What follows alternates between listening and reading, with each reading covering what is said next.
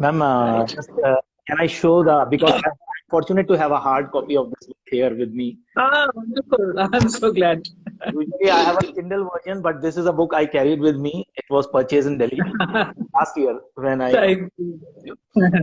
Right, right, right. audition is that this cannot place and making of a New Delhi is ma'am, just a small introduction as all of you from the field of heritage lovers knows the contribution and the work of Swapna ma'am as she is working continuously with the heritage of Delhi. I think ma'am from last 2 decades or 3 decades from the time of education days. Well, not quite so long. The interest has been there, but as far as the work with INTAG goes, I would say about 15 years or so. Yeah. Yes, ma'am. So it's journey of more than 1 decade with Intact, and individual efforts are also there with Yes. number of Those articles. have been about 20 years. Yeah.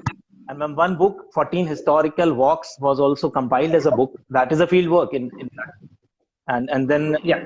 Chandni Chowk was also the part of this project.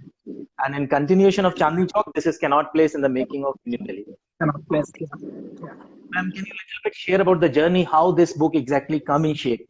What was the projects behind and what was the work behind? It's very interesting that the study of these two historic cities of Delhi, which is one is Shahjahanabad, which is the Mughal city of 17th century, and one is New Delhi, which is the British city of the 20th century.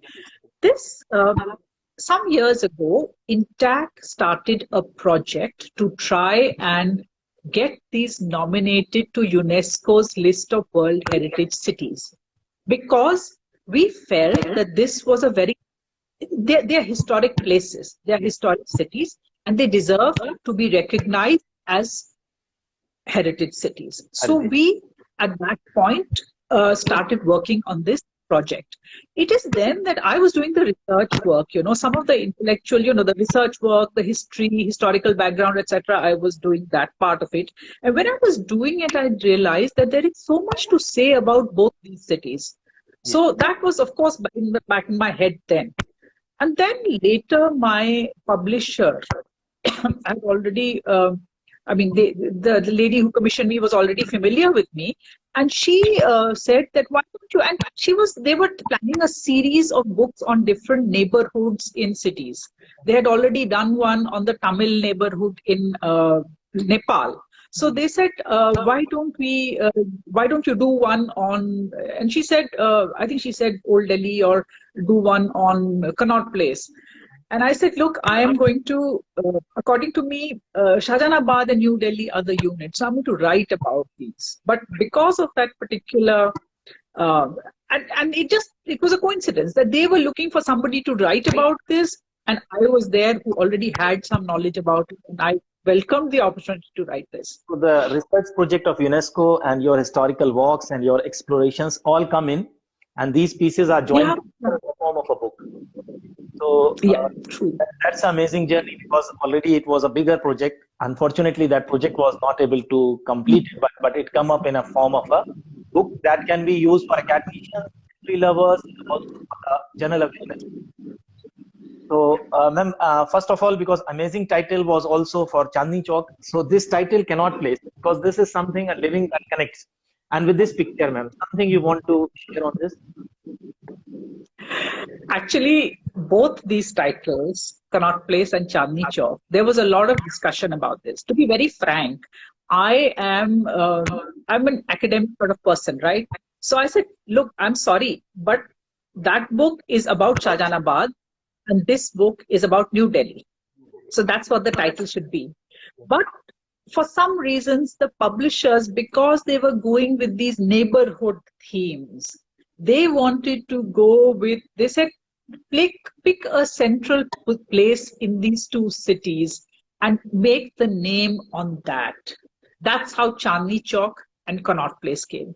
So, I was initially not at all convinced by these titles, but then this is what happened. But I think it goes, Chandni Chowk, a lot of people think of old, Shahjahanabad as Old Delhi or Chandni Chowk. So in their minds, when you talk Shahjahanabad, they don't know what Shahjahanabad is, but Chandni Chowk sab pahchan lenge. Also, as far as Connaught Place is concerned, a lot of people connect, the popular connect to New Delhi is through Connaught Place. It's the most kind of popular place. It's a hub where a lot of people come from other parts of the city also. The other way we can say that still now the main part of Lutyens Delhi is administrative unit. Everyone, a common Indian cannot access it, the Rashtrapati Bhavan, the Parliament House. These places cannot be accessed by a common Indian. So usually they can walk around, but they cannot feel it. Connaught Place is a place that average Indian can connect with, even post-partition days. Yeah, this is a true. So the idea of connecting it with the living component of heritage, I think, is behind the publisher's mind. Yeah. So now come to our book exactly. When we have some questions, we cannot discuss everything in a small time, but we'll try to take audience questions and some questions that can be discussed here. First of all, Delhi was the backwaters of Punjab, and the capital was shifted from Calcutta. So instead, there was a historical significance that Delhi was a capital in the preceding days. For the centuries, it has many layers of the history. But other than this, what was the important push that moved Delhi to make a capital? Actually, Delhi had become a sort of a backwater, a part of Punjab province after the revolt of 1857, because the British really wanted to, in a sense, punish the city of Delhi and its people. So it had become, but its history was something that even in the British mind was never erased. Remember, they had the coronation darbars over here, 1877 darbar, 1903 darbar, and then finally 1911 darbar. So when the coronation darbars happened here. Now, when the idea of changing the capital came, and that had various reasons which I have discussed in the book, the idea was that where should we go? And at that stage, I think history did matter the most. The symbolism mattered the most. In fact, there were even a lot of the princely states, in North India, there were a lot of princely states. There were all the Rajputana states, even Central India states were not too far from here. And in fact, there were states in, for instance, the Maharaja of Jodhpur, I think it was, and I've mentioned this, who had told George V that it would be best if you move to Delhi, because Delhi is which everybody thinks of Delhi as the capital. So you should move to Delhi. So there was a lot of public opinion about this also. The Indian public opinion was that Delhi should be the capital. So I think that was a very important fact. And back in Calcutta, there was huge debate, and some people, like from bureaucratic circles and business circles, they are opposing it because they think that this might affect their own name their prospects. Yes, of course. And that was the business hub for British business. Yes. So it's like a slight shift from the British interest to at least trying to accommodate a little bit of Indian interest also. And strategic location of Delhi also, that because somewhere in comparison to this you mentioned in the book about the location. That might be one of the reasons. Then we move on. Book is, first of all, in the book, let me tell to the viewers who are here, and later on we will put our talk on YouTube also, because everybody cannot join Instagram, so they can also have those who are interested about the talk. First of all, every book has a very nice illustrations. This is something, ma'am, one question came. We will take all the questions. There is a question on Central Vista. We will take your questions at the end. Save History Collectives ask a good question. Yes. So, in the book, we have a very good and nice illustrations, and every chapter at the start also has a symbolic illustration, because that mentioned and talking about a book. So, city is planned, or city is planned topic is having an illustration, I think, of William Daniels, where you put the old fort. Yeah, exactly. It's very interesting that while planning the city, a lot of emphasis was actually given to how the old structures, important old structures, also can be incorporated in the plan. And we see that today. If you look at the Rajpath, the Central Vista, the main site, it is from Rashtrapati Bhavan to Purana Killa. Yes. It's interesting, it goes like directly from, incidentally, the other interesting thing is that it is actually exactly parallel to Chandni Chowk also. It's exactly parallel to Chandni Chowk, and it goes straight to Purana Killa. So they tried to incorporate these old monuments in that plan. But of course, in the process, they also cleared away and demolished a lot of monuments which were already there. So that is another part of that story also. Yeah. Ma'am, in the city's plan, there is a talk on many interesting lesser known plans, because some of the plans were discarded and many plans came up, sometime on the river bank, sometime making a lake city. So there was one interesting plan that when it connected directly to Jama Masjid, and you showed the map also. Can we discuss a little bit on that? Yeah. It's interesting that the town planning committee was a committee that was established. Very often we give a lot of credit to Lutyens.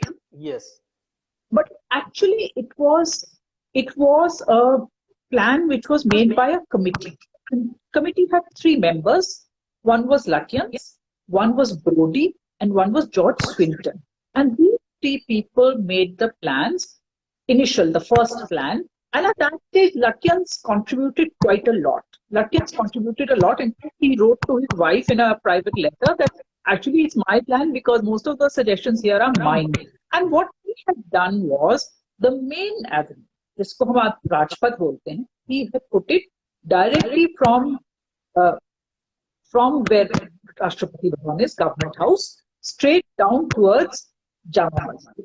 Now the problem with that was that, of course, he did not intend probably to extend the road all the way to Jama Masjid, not break through the wall, but at least the area which is now Paharganj, that would have had to be demolished. That was actually a plan that was unworkable. That was a plan that was unworkable because Paharganj even then was quite populous. There were a lot of people there. So to dispossess all of them would not have been a practical thing. So they had to abandon that plan. The other thing was that he had suggested actually a grid plan. And now the grid plan was absolutely not workable. So they had to then shelve that. The other plan was that of an engineer called Bradford Leslie. Bradford Leslie was actually the builder of the Howrah Bridge in Calcutta. And he came up with a plan which actually involved a lot of water and engineering. So he said that let us make a dam. First of all, he said, let's go to another site. Let's not take this southern site. Let us take the northern site. Now, northern site was north of Shahjahanabad, the area which is now civil lines and beyond that, the Coronation Darbar site, all those Mukherjee Nagar, all that area. So that was beside the river. He said, we will put a dam in the river. We will create a lake. And we will have this lakefront property and all that. So he had this grand plan, which he also submitted.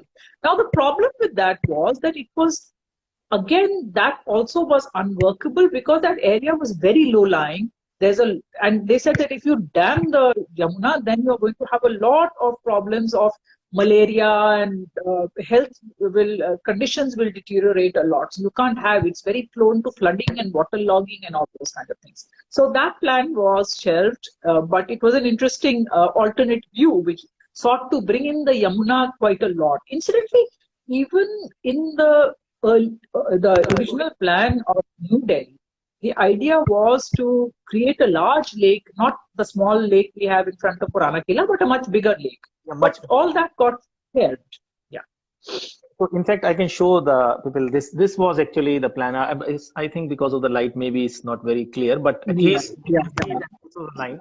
But slowly, what happened? Yeah. They shifted it, and it come up like this. So yes, this was true. The old fort, or what we say, Indrapat, or the old name, and in that the lake was created, and it was not really. So it is interesting that we find many and multiple plans, and even the lakes, Riverside Drive, the river is in the book we talk about in all the details about all major stakeholders. Minor stakeholders means from contractors to even the names who are the garden keepers who planted the trees. There was a lot to talk about. How much bigger? Because we know now only about, as a common man, Lutyens is the only name. But Herbert, the guy, is having a larger responsibilities, and he was the one how he reshaped the blending of the architecture, because there was some argument about which type of architecture it needs to be.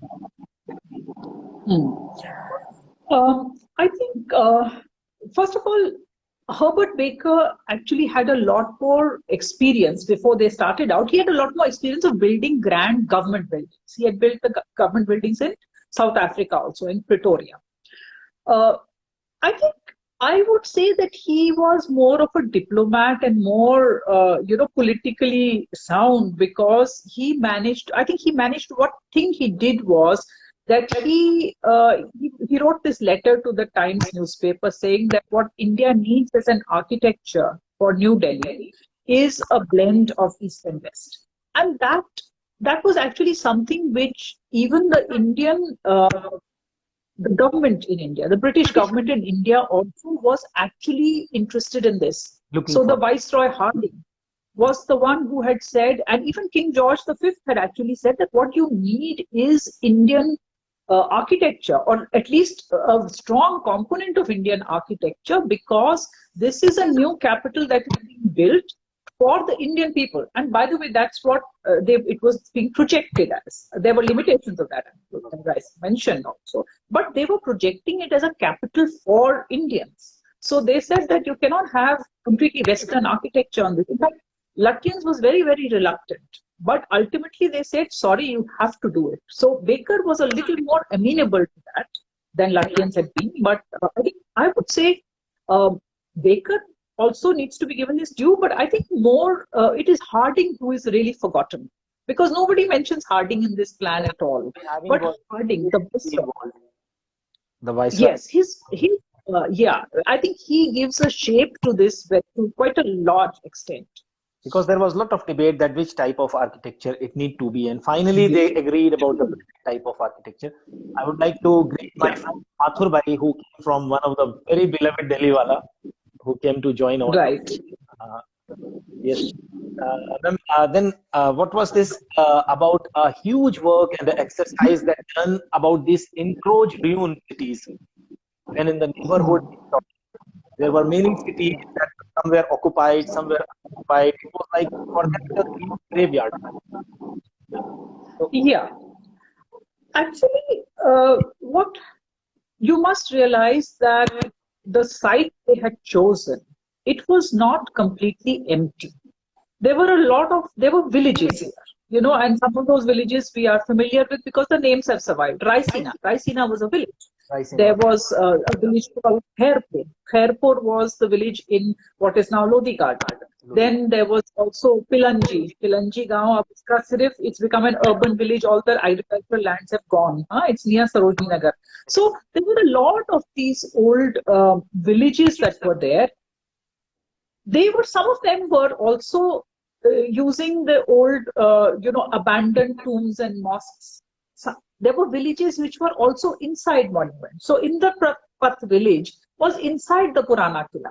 And and then there was, for instance, there was the Arab Ki Sarai, which was in Nizamuddin. And there was also the Isa Khan's tomb, also had a village in it. So all these villages were there. So so they had to be, all the population was resettled finally, and these were all acquired by the archaeological survey. Now what happened was that obviously all the huts and all of the villages were all demolished. All the houses and huts, everything was demolished. A lot of the older structures, many of the tombs and mosques and small ones which were not in use were all demolished. Palaces were demolished. There were palaces of Sher Shah Suri's time, which was in the Shergarh area in front of Purana Killa. So if you look at the old prints that I have put of Purana Killa, you'll see a lot of structures in front of it, right? So all those big palace buildings and all of them were demolished. So we actually sometimes forget that it was not empty land. A lot of it there was stuff on it, and a lot of it was cleared away. So some of these buildings, the important ones, were then incorporated into the plan. one interesting thing is that, there is a mosque right on on Rajpath. It's called basically Zabita Ganj Ki Masjid. It's an in-use mosque. That was also meant to be demolished initially. But the Indian members of the Legislative Council, they came and they made a representation and said, "Ye nahi jana chahiye." So then they, So there was some amount of discussion about some of these things. Some of the things, there were people who had mandirs and masjids, and they took compensation and they just said, "Okay, hum apna move kar lete kahin aur." So that's how it happened. How, ma'am, even in Asaru Sanadid, long before than this plan, Sir Syed has wrote that Indrapath has been occupied by the villagers and people used to dwell inside. Yeah. And many other monuments he talk about, the people were residing in these, especially after 1857. Yeah. This happened more, even though before 1857 people were living there. Okay. Yeah. So this is how, and role of Maulvi Zafar Hasan, what's the name, ma'am? Zafar Hasan, sorry. Maulvi Zafar Hasan, yes. He was assistant superintending archaeologist, and he was really the one who was responsible for making the list of monuments. It's a very interesting factor that, what we still use Maulvi Zafar Hasan's list. It's a 4-volume listing of Delhi's monuments. It was a very comprehensive listing at its time, though we have added to it. But I saw one of that archive listing, an interesting title, list of Hindus and Muslims monuments, something like that on the cover. Yeah. So that document was actually initially prepared to make an assessment of what are the monuments which are there in the new, it was a newly created enclave of Delhi. Yes. And what are the monuments that are there, and also to suggest which are worth preserving and which don't need to be preserved. So if you see his entries, one of the entries he always makes it, does it need to be protected or it doesn't need to be protected? So he gives all these, and in fact a lot of them were actually, the ASI itself said that these can be demolished. So what was at that time? What was the criteria? The religious places or places where larger monuments or the sentiments of people? Yeah. One was significance of the monument was important. That if it's, obviously Purana Killa will not be demolished because it's a very significant monument. Jantar Mantar will not be demolished. Incidentally, there's the Khairul Masajid in front of Purana Killa, that mosque which is there, Akbar Era Mosque. That was initially in the list. It was said that it does need to be protected. In the first list, there was an earlier list also. So that's just an anecdote. But so that was there. Some amount of public opinion was also there. The idea that if a mosque is in use or if a temple is in use, let us leave it. What they said was very interesting. They said if at a later date people, because they are not living there anymore, if they stop worshipping over there, we can then demolish it. Then we can. But of course that never happened because people continued to worship in these places. Yeah. So even you talk about a very interesting thing in your book. What I found it that you even talk about in detail about the flora, how plants have bring in the plantation of Delhi. We saw now Delhi as one of the greenest cities, I think, in India. But in fact, it started with the making of New Delhi. Exactly. City, rocky city, having different places, some small mountains, small up and downs, barren area lands. So how it happened, and there was interesting detail. Even you named 2 Mewati brothers, I think, or 2 Mewati friends, who were responsible for the ridge, cultivation of the ridge. Very true that the conception was that of a garden city. Now, Garden City was a movement that had begun in Britain also at the beginning of the 20th century. So that is, I have placed that in the background of the Garden City movement. One important factor that the town planners were keeping in mind was that the ridge was there. And the ridge for a long time had been a very barren place. It was rocky. It had flora. It had a lot of flora and fauna also, but it was low scrubland. It was scrubland. It was not trees, but they wanted to put trees there to give a sort of a background to the city. So they started, and they did a very useful thing. They told their forest conservators. They told their forest conservators to make the investigation, and they made a report. And they mentioned in that report the people they had consulted. And what I liked was I included their names in my book also, because this was one of the few instances where they actually consulted the people and actually took the trouble to name them. Because often, many of these things, the Indians are not named at all. But here they named them. They said Malfaq and Jabbar Khan were consulted. And they were people who they were Mewatis. They used to live in Rakabganj. Rakabganj is very close to Raisina, right? And the hill. So they consulted these people and they said, ki, haan, it is not true that the ridge necessarily has to be barren. Yahan pe ped bhi ug sakte hain. So you can have trees growing here. So the only problem is that you should stop goats grazing. And then, based on the native information that they got, the forest conservators made a list of trees that could be planted. Now, an interesting anecdote of this is that one of the trees, so they made a list, they named the tree, they put the Latin name as well as the Indian name. And the Latin name, one name that they included, the Latin name, they said Pithecellobium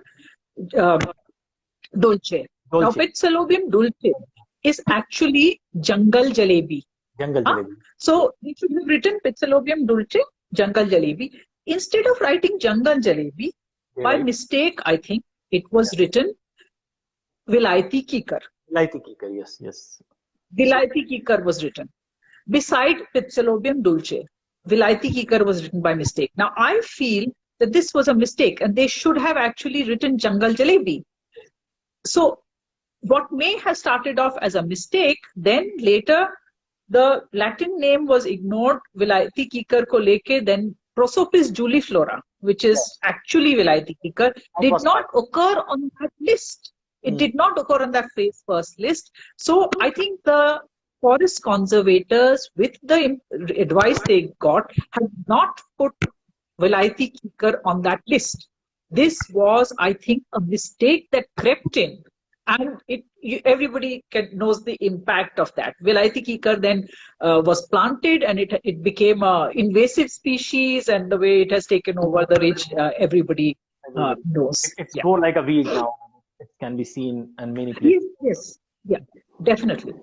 In addition, ma'am, now when we saw one more attractive visual presentation in your book as a chapter, like I talk about the Daniels painting, that is very symbolic. There is a title, Human, Animal and Machine Power at a Work. And that picture is and like symbolic. It's defining all the three elements. And we can see that a huge capital was made by a human effort. Animal effort was also there. And definitely machines was introduced at that time. It was days of machine. Not like this today, but it was a days of machine. So this picture is really very balanced. So we want to talk something on this.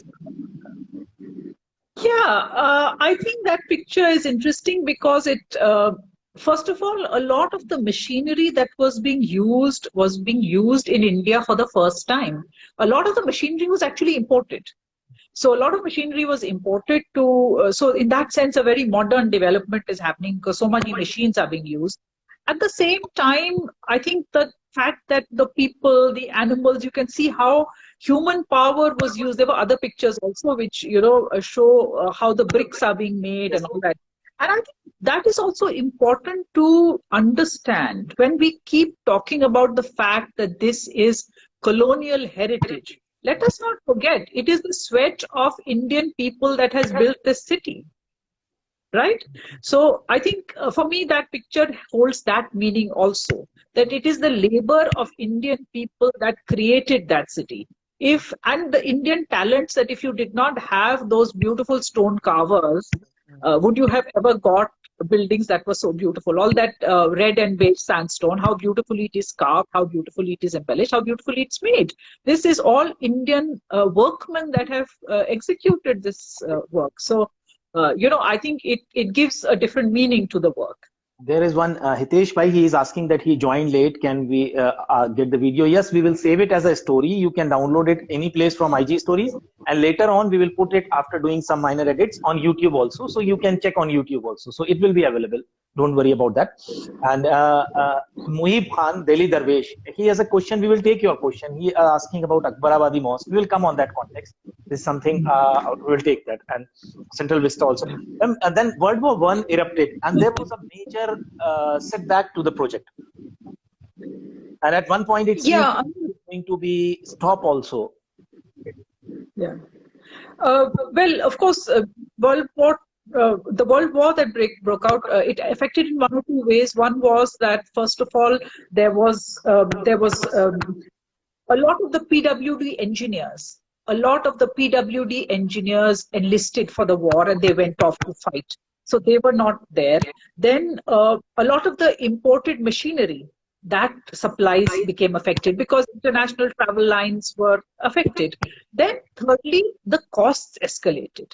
So particularly when the costs escalated, a lot of the criticism which was happening in Calcutta, I remember there were a lot of people in Calcutta who were very unhappy with this transfer of capital, and they continued to make these comments. So they started saying, "Bhai, it's going to cost so much, and with the war effort on, and it should not be done, etc."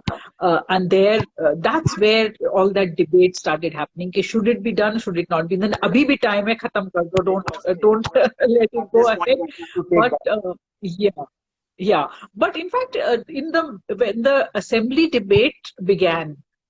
Later also, it continued for quite a while, and even in the assembly debate, it was the Indian members who said, no, it should go on.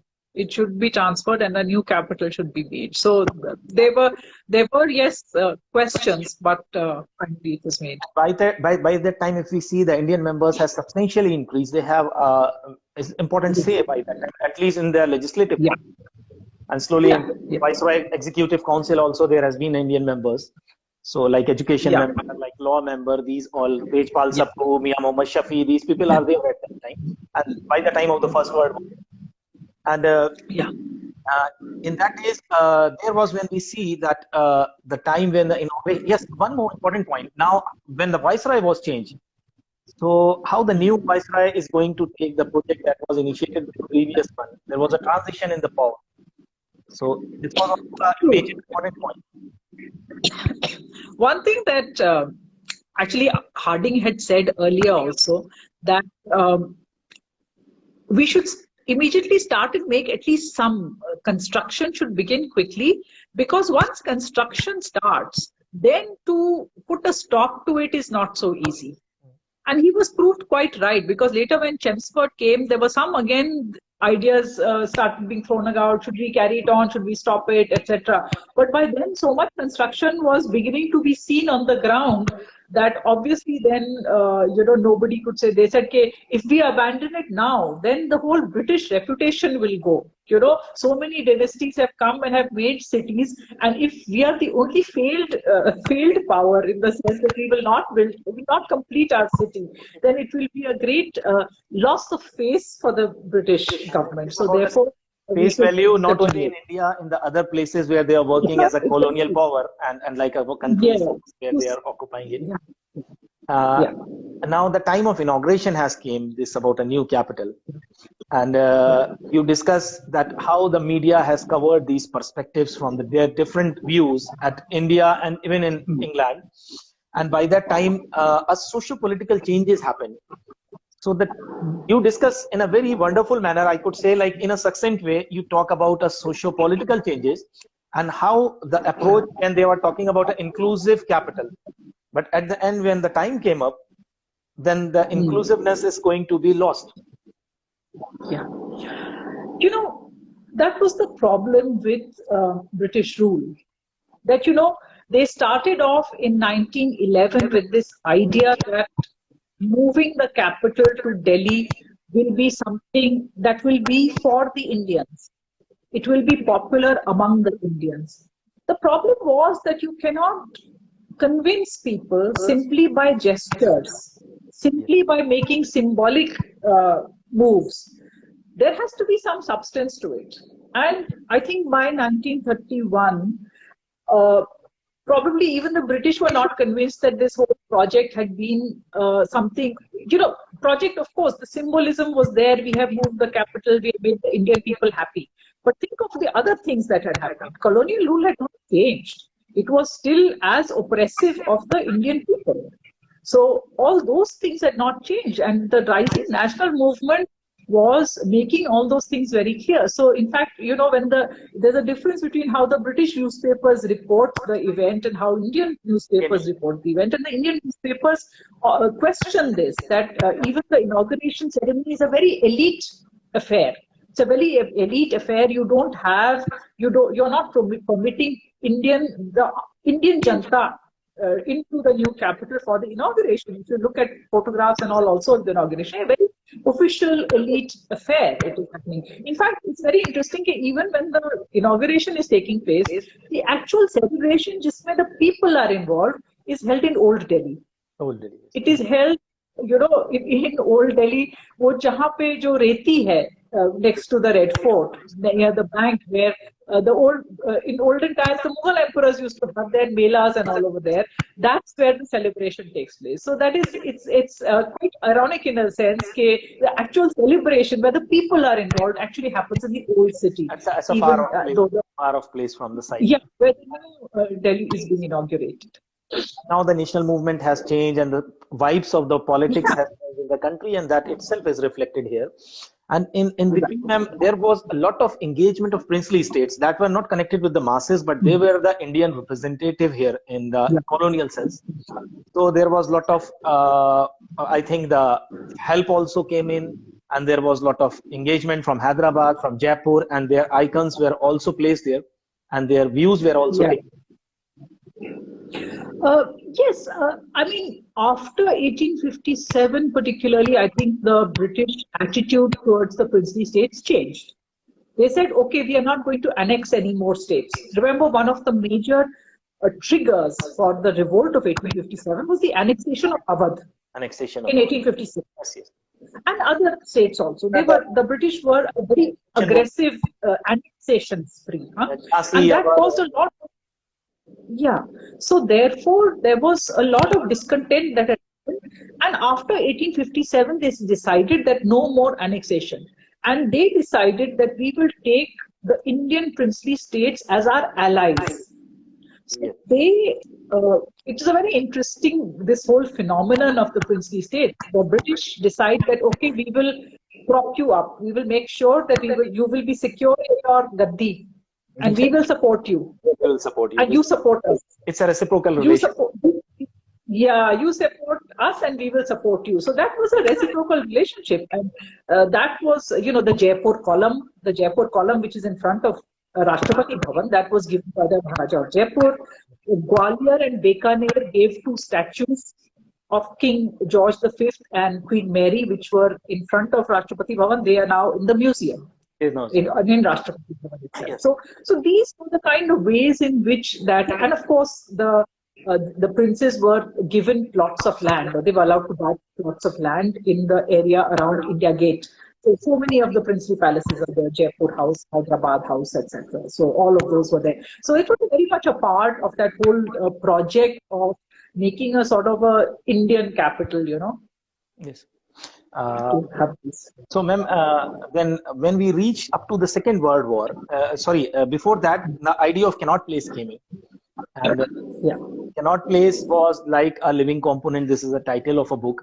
But what was Connaught Place in those days before partition? Is Connaught Place before, in that days, for the Indians can go there if they are allowed, and what? I think Connaught Place, I'm not sure that there was an actual segregation or something like an apartheid. It was not there, but it was simply because the kind of shops that were there in Connaught Place, which were, very high-end clothing shops, very high-end provision and food shops, all with imported items and very, very high, upmarket. Even if it is a hair salon, it will be very, very upmarket. So because of that targeted clientele, it meant that mostly it was a place for the elite. And the elite, most of it were at that point, because of various economic conditions, it was the British who were this elite, or who had those tastes also. You have to be interested in those things. So therefore, was a very, very, very colonial, very British sort of place. Even that Central Park that is there, they used to have a bandstand. In many colonial cities, particularly hill stations and all, you will see the bandstand in the central, in a important square. So it was a very, yeah, exactly. So it was targeted to an elite, and a large portion of that elite was the British, though there were Indians who were part of that also, who were wealthy enough to participate in that. But yes, it had that kind of character. It was a very elite sort of market. In fact, the common groceries and all where the staff would go and shop would be Gold Market. It's not Gold Market was, on one side. Yes. Even during the making of Connaught Place, but after that also, there is a lot of opportunities for Indians. Like from the urban Indians, the business class, they got the allotment for the shops, they got the brand. Some of the things that existed till now, you have traced in the book, they came before that. Yeah. Yeah.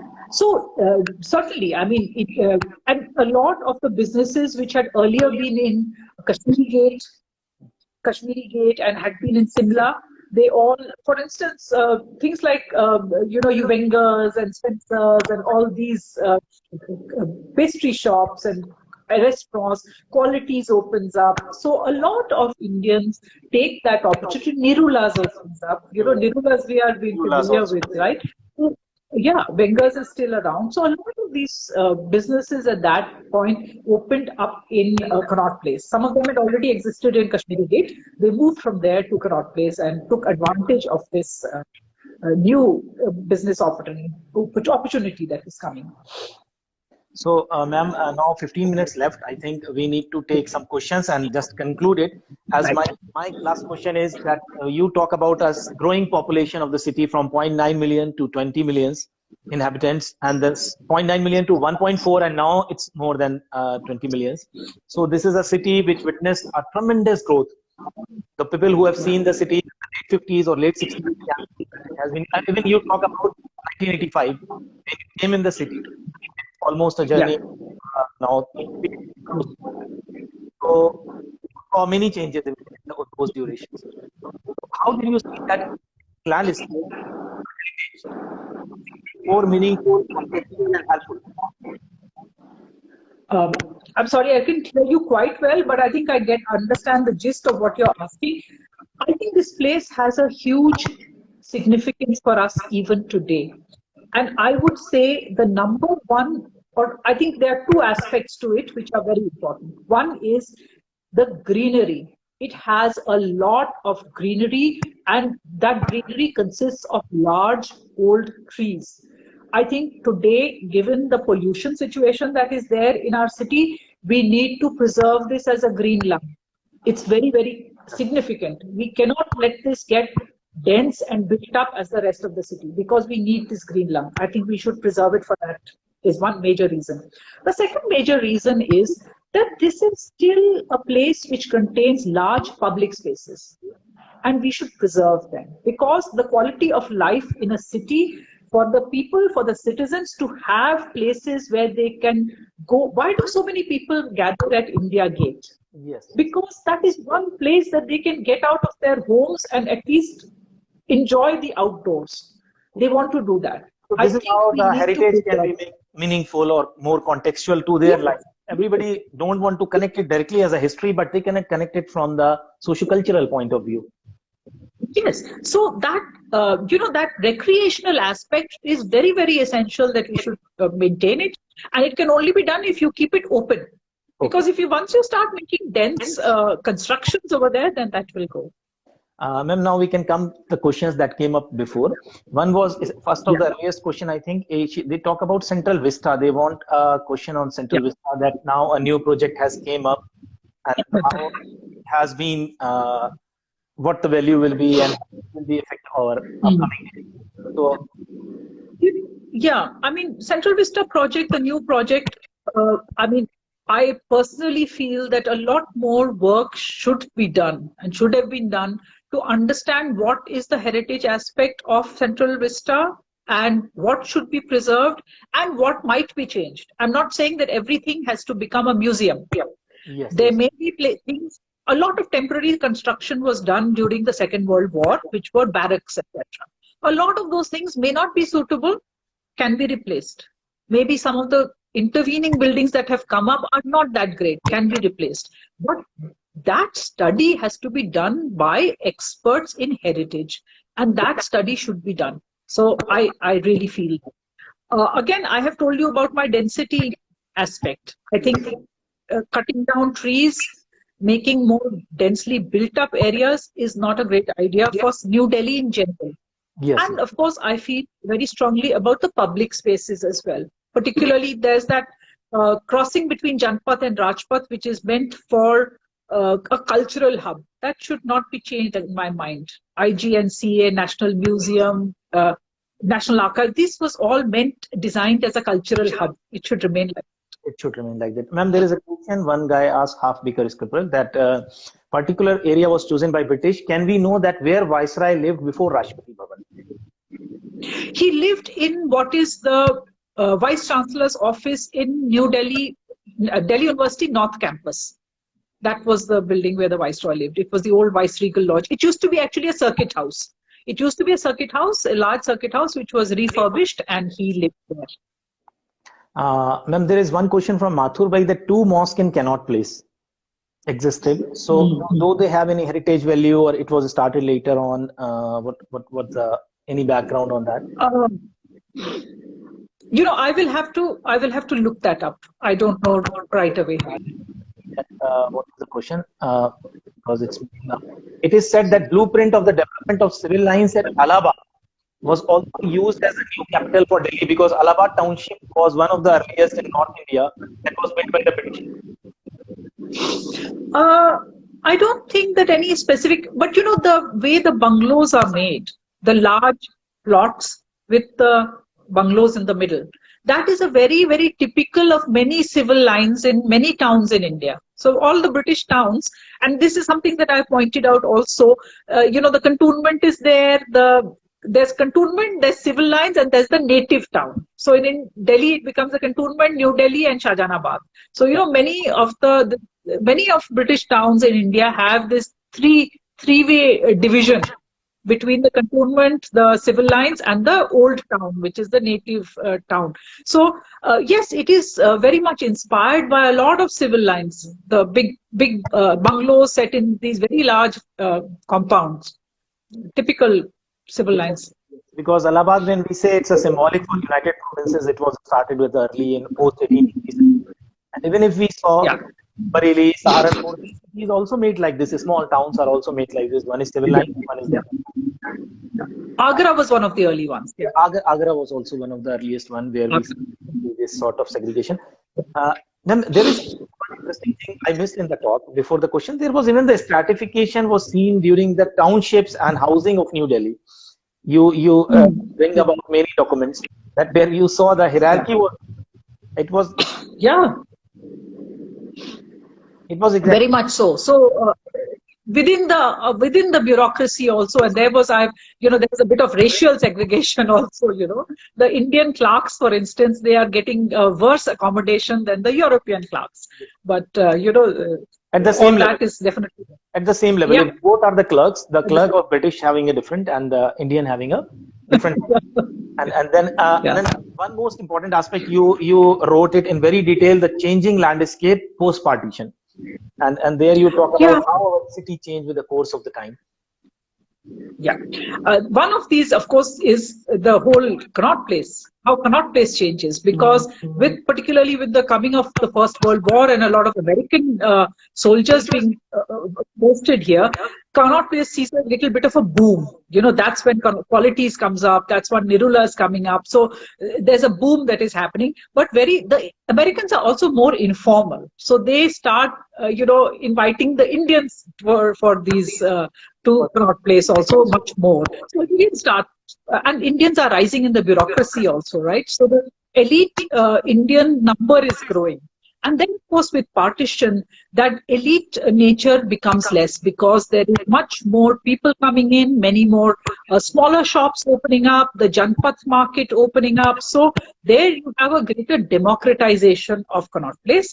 And one of my favorite photographs, which I've included there, is 14th August 1947, where you see all of the Central Secretariat. You have people full there. People are, or inside also there is an image which shows people, crowds and crowds of people in Vijay Chowk, because that's Independence Day. So, so the Indian people sort of took over this city as their own. So we have, and I keep saying this, that whenever we say that this is colonial heritage, let us remember the British ruled here from this particular city for less than 20 years. It is Indian governments which have ruled here from more than 70 years. So let's keep that in mind. Is it colonial or is it Indian? This is Indian. This is the last point we want to ask, or just want to share, that what is your next project on which you are working? Because Munib asked a question about Akbarabadi Mosque and related to 1850.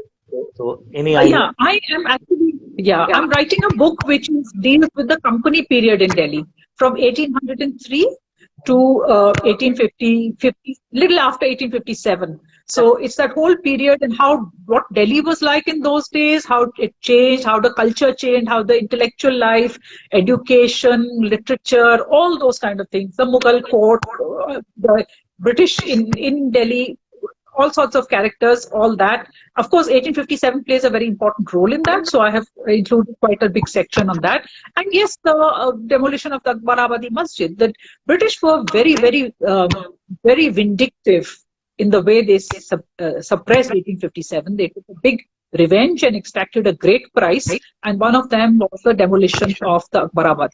So it was destroyed after 1857. It was probably the largest mosque after the Jama Masjid. Largest mosque. And then definitely the role of Delhi College, because Khalid Bhai recently did a very good talk on Delhi College. So Delhi College is the pivot of that culture. I have talked about, I've talked about Delhi College a lot in the book also. So I think any other question, because we are going to end our talk soon. Many thanks. Thank you so much. And it was really a great pleasure to talking to you, especially on this book. And I think all of my friends and all of the people back home in India stay safe, and hopefully we will come across outside the virtual world very soon, inshallah. Thank you very much. Thank you very much. Bye-bye. Stay safe. Bye. Thank you, ma'am.